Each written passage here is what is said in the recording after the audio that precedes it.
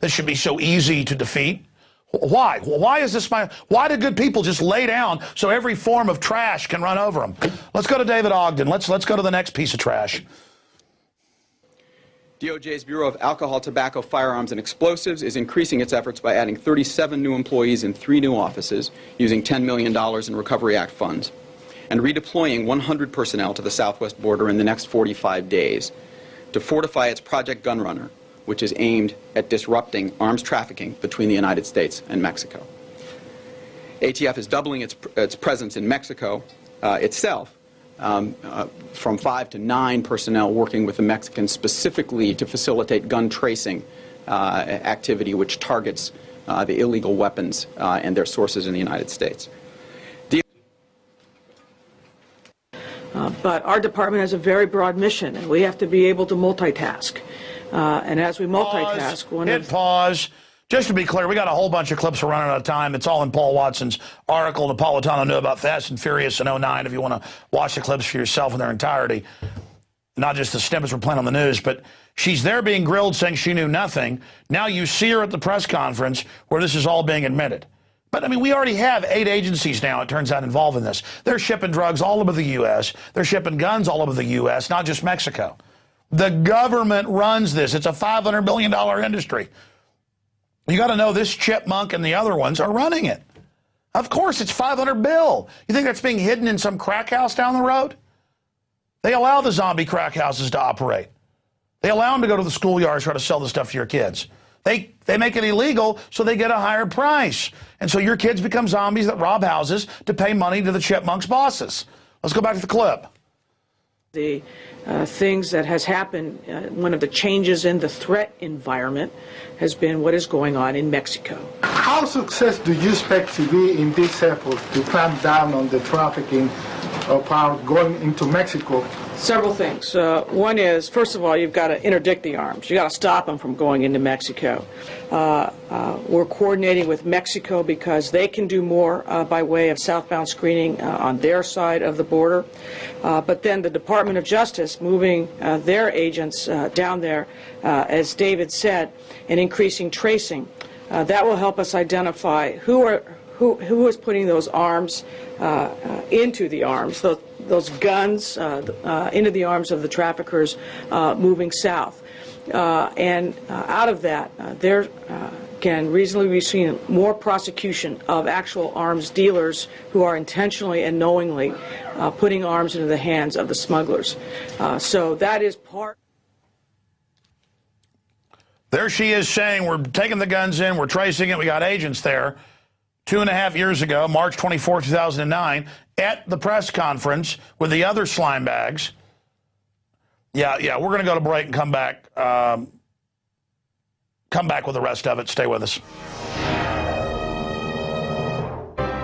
Ron Paul, a visionary who predicted the financial crisis, a leader with a plan to solve it.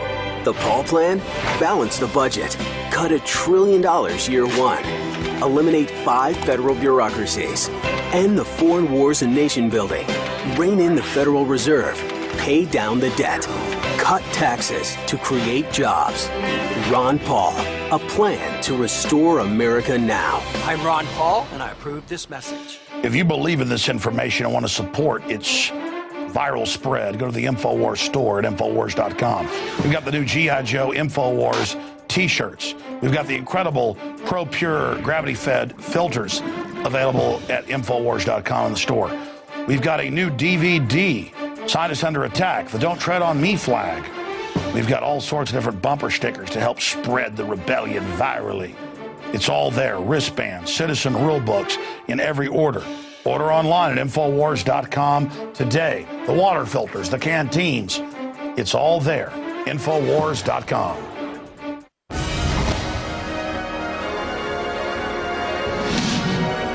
Our mission at Infowars.com is to audit the Fed, abolish the Fed, restore the Constitution, abolish the TSA, restore the Second Amendment, restore the Constitution, restore the Republic. And if you believe in those goals, then it is your free will, responsibility, and honor to spread the word about our operation and to donate to the 2011 money bomb. For many years, I tried to basically stay small, make my films, do my radio show. But it grew and grew and grew. Think about how a money bomb that listeners started 4 years ago led to us being able to move into this bigger office. A later money bomb helped us expand into the empty warehouse next door. And in the last year, we have built the TV studios and put the equipment in and are now doing a nightly news show every night at 7 o'clock that we're now beta testing and getting ready for television. Right now going out to members at prisonplanet.tv and then reaching millions as it spills out onto YouTube and other systems. Help us go to the next level. Not reaching 15 million a week, but reaching 30, 40, 50 million a week. Our growth curve is exponential, but we need to hit our afterburners and turbocharge. History is happening now. The war for human liberty against total dehumanization is on now. Join us Thursday, November 3rd at Infowars.com. We're going to have a 24-hour plus live transmission with guests and interviews starting at 11 a.m. and running into my next radio show the next day. We're going to have a huge lineup of liberty-loving patriots from all over the world joining us. It's going to be amazing. And this money bomb is going to have a lot of new things added to it that's going to make it even more powerful than past years. So please donate at InfoWarsMoneyBomb.com or Infowars.com/moneybomb, or simply spread the word about the money bomb. Stand with Infowars.com and my incredible crew and all of our other supporters and help us get the word out even more. The ball is in your court. The rest is up to you. It's Infowars Money Bomb 2011, November 3rd.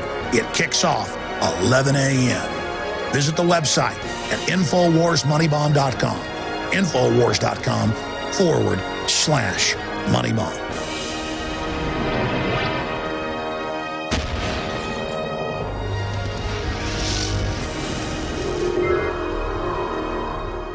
And we are back. It's Infowars Nightly News. We're seeing Occupy Wall Street really starting to enter its second month or so. And now we're seeing the police shooting people in the face with rubber bullets for no reason in California. We're starting to see the Democrats demonize them. At first, they tried to co-opt it, but that failed. The public didn't buy that Obama is anti-Wall Street corruption, anti-banker corruption. The Federal Reserve got behind Occupy Wall Street, Bernanke, all of them came out and said, we agree with you. We should really raise taxes on everybody and pay it to private central banks like we're about to do in Europe. Austerity is the way. But more and more in the Fed information got out there, more and more the people began to wake up. So now I'm seeing a major shift towards demonization. From my research, at the very beginning, it was the Adbusters and other kind of mainline leftist connected groups that were involved at the genesis of calling for Occupy Wall Street. Just a vagary to kind of get the biggest crowd they could out there. Then people showed up, a lot of them who were informed, some who weren't, a lot of students that couldn't get jobs with their degrees because of deindustrialization and globalism and too much taxation. And they were told the answer is raise the taxes.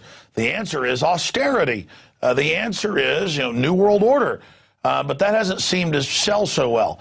And in the last month, we've seen the unions sent down and MoveOn.org all over the country. We've gotten video of it here in Austin. They come up to our reporters, other reporters, or people with Ron Paul signs or Ron Paul shirts and say that isn't welcome here. But everything else is. They claim they're not political until it's establishment leftist stuff. In fact, I've seen reports they don't want anti-war there. Now, it's not fair, again, to just say this is all a government operation. The government, through its minions, puts the call out because they want to blame general capitalism or free market Wall Street for what they've engineered instead of the Federal Reserve. And I, of course, have had the call to go after the Federal Reserve itself because that's where the 6 mega banks get their political power and are posing as a federal agency and keeping their books secret.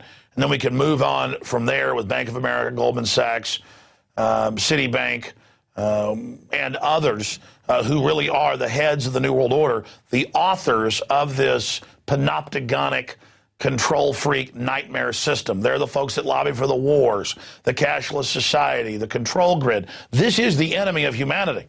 But you don't defeat them by raising taxes, which they're lobbying for, because you're never going to get those goodies, even if you are for wealth redistribution. The only chicken feed you're going to get is to make you dependent. Now, Dan Dix is just an amazing filmmaker. By the way, we carry both of his films at Infowars.com and the online video bookstore. United We Fall, 3 nations, 2 sides, 1 union, North American Union, still moving forward. I want to briefly talk to him about that tonight. And his latest film, Into the Fire, which looks at globalist meeting in Toronto, Canada. Well, Dan, it's great to have you here with us. You've been there. You heard my little breakdown. A, do you agree with it? And B, what can you add to it? Yeah, I totally agree. In my experience here in Toronto, as you said, I was interviewing a lot of the protesters down here at Occupy Toronto, and in the beginning, I was coming across a lot of these kind of socialist, anti-capitalist type protesters. And they were certainly beginning to have a loud voice in the beginning of this thing. But the more and more I speak to people down there, the more and more I'm starting to find that there are a lot of Canadians down here who are fully aware of the problem with private banks issuing currency out of thin air and charging interest on it. People around here know that what we need to change is this whole system of fractional reserve lending. And people are starting to catch on to the fact that our Bank of Canada can actually print its own money interest-free. However, we haven't been doing that since 1974. We've been borrowing from private banks at interest. So I'm starting to see some hope for the movement here a little bit, because people are starting to become more aware of some of the real issues and some of the real problems that we ought to be focusing on. And I think it's a beautiful thing to see these people coming together. You know, it's been going on for 12 days now, and 12 days ago, it started off with about 10 or 15 tents down in St. James Park, and that's quickly grown to about 200 now. And looks like they're in it for the long run. They're going to stick with it right through the winter. So it's exciting times. So I just want to continue to document this thing and make sure that it doesn't get steered into this direction, which, as you said, is going to just enslave us even further and not end up helping any of the people at all. So we certainly have to remain vigilant and cautious of that happening. Well, again, I mean, it's somewhat complex, but also simple once you get it. The establishment knows there's going to be a revolution against their corruption. They go ahead and just put out a nebulous, hey, let's occupy Wall Street. A lot of diverse groups show up. The system tries to fully co-opt it with its message of more taxes that get siphoned off in banker bailouts, like $1 trillion one we saw passed in Europe. I mean, Greece's debt supposedly $100 billion. So what's the trillion for? I mean, it's all just this backdrop that the Irish owe it, or the Americans owe it, or the Canadians owe it, or the Greeks, or the Icelanders. Every time they dig in, they find out it's the banksters. It's their derivative black hole.